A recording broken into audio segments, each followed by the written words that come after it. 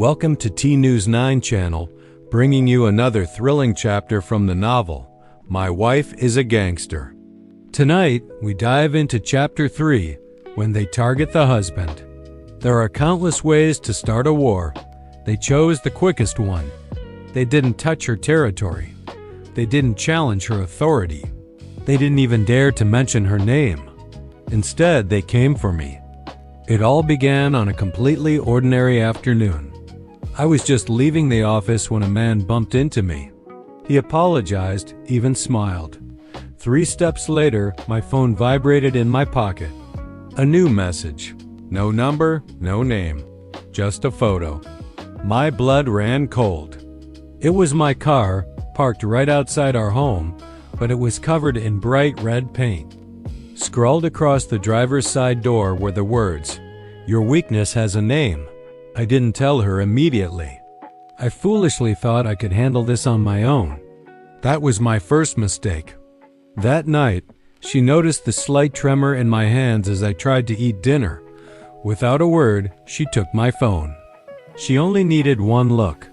In an instant, the calm in the room shattered. The wooden table cracked right under her fist.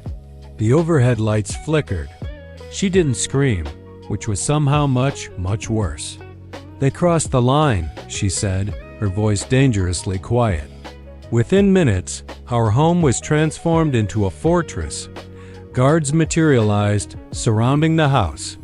Snipers took positions on the roof.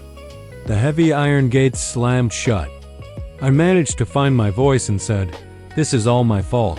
She spun around, grabbed the collar of my shirt, and pulled me close. "No," she said, her own voice shaking with a fury I'd rarely seen. "You are not my weakness.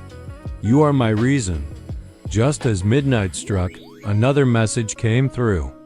This time, it was an address and a time, a challenge. She stared at the screen for a long, silent moment. Then, she turned to her men who were waiting on her every command.